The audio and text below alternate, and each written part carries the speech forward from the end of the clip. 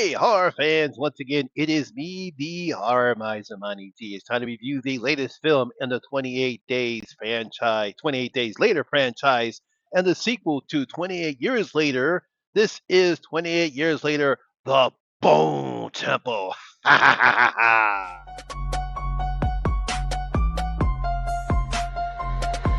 Y'all ready for this?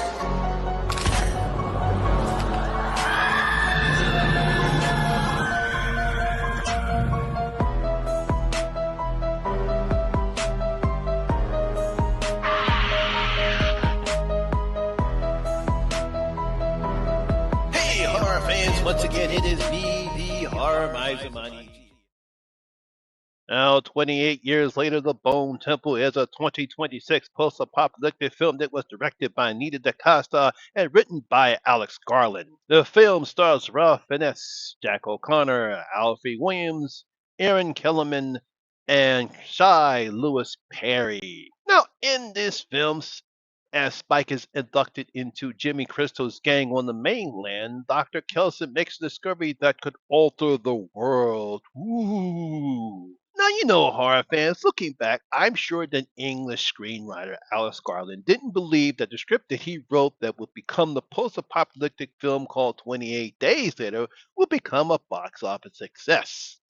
The film not only was a film a box office success, it would also revitalize the zombie subgenre with the introduction of running zombie. Now, obviously, we'll take a step back and we'll once again say that we know that the zombies in 28 days later are not zombies. They are infected with the rage virus. They're called the infected, but that's all we'll talk about that. Now, the film will spawn a franchise that has three sequels 28 weeks later in 2007, and of course, last year, 28 years later. Now, film director Nita DaCosta that brought us the Candyman remake brings us the third film in the series and a direct sequel to last year's 28 years later. This one is called 28 Years Later, The Bone Temple. Now, picking up right where we left off in the previous film, Spike is still with Sir Lord Jimmy Crystal and his gang called the Fingers. Now, while Sir Jimmy puts Spike through an initiation to become part of his gang, we see that Dr. Ian Kelson is still maintaining his bone temple for the people that have been killed during and after the outbreak. He encounters the infected Alpha again that we saw in the previous film, who repeatedly comes by. He's become addicted to the morphine that Dr. Kelson shoots with his blowgun. This will lead to some interesting encounters as Dr. Kelson might be able to change everything regarding the outbreak. Ooh, no! A possible cure for the raised virus? Say it ain't so. Now, while I was looking at the film, which was very good, by the way, I was amazed at the two stories or the two integrating, I would say, the two things that are going on in this film that Alex has created for us here.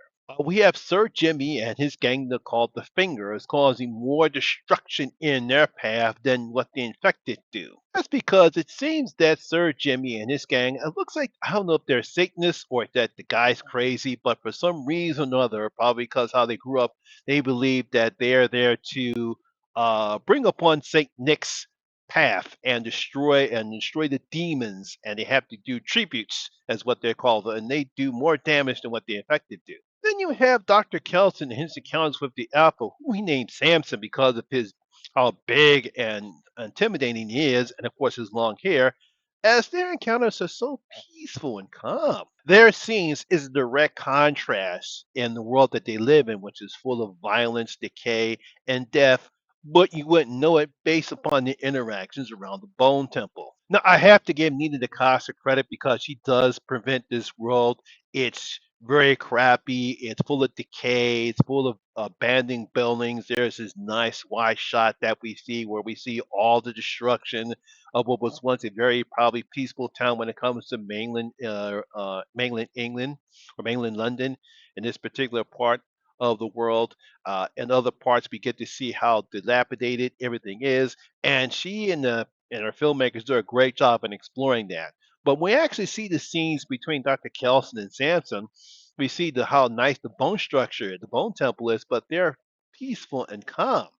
And we worry that something bad is going to happen to Dr. Kelson, but We just love those scenes, and it's due to the great acting that Ralph Fiennes does in all those scenes, which we'll talk about later. Now, the scenes between Dr. Kelson and Samson are quite different from the Fingers and Sir Jimmy because they bring terror, violence, and death in their wake, all for some insane reason due to Sir Jimmy's beliefs. Now, unlike in the previous film and 28 years later, the Constantine are focusing more than just being another zombie film.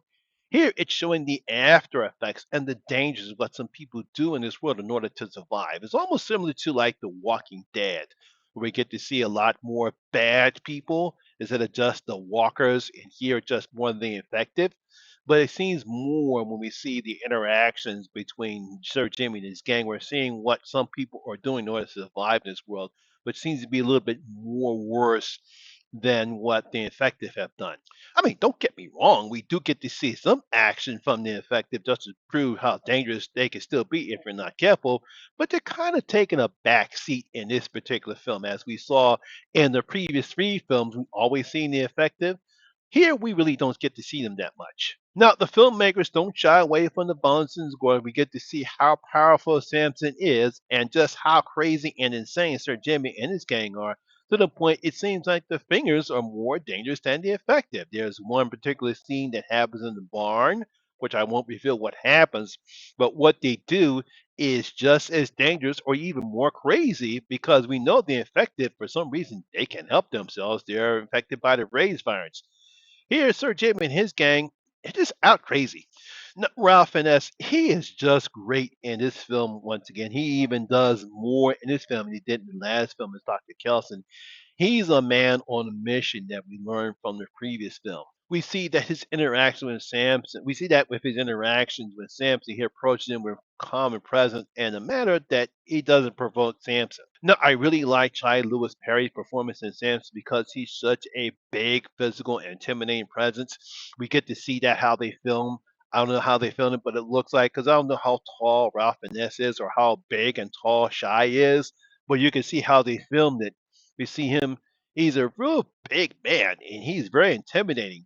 But seeing him being a calm, relaxed, and at times playful is such a joy.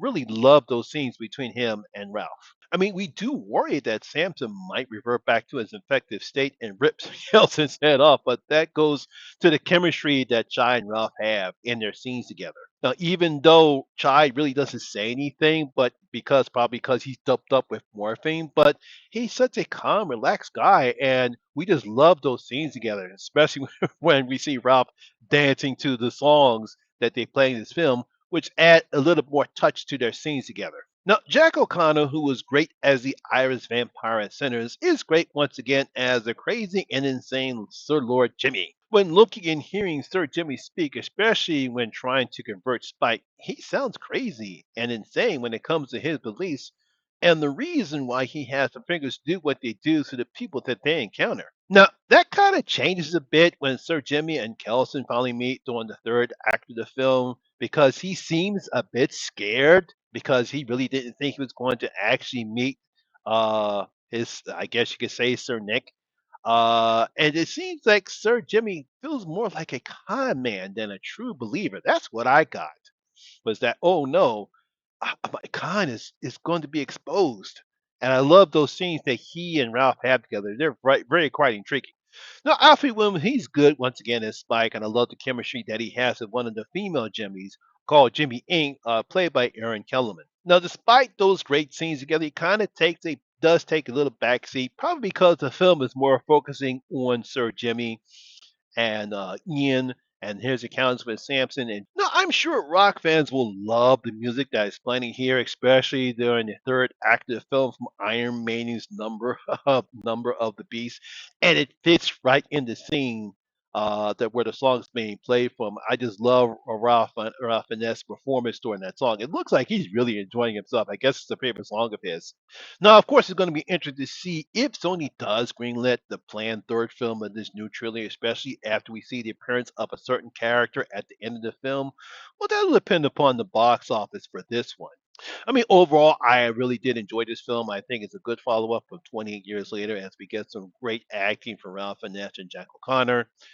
some sick and crazy violence, and a possible change regarding the outbreak that I'm sure fans of these films are looking forward to seeing. But again, we really don't know what's going to happen because it depends upon the boxes and whether or not Sony is going to greenlit this third film. So I'm going to give 28 years later, The Bone Temple, three out of the miser's five bloody coins.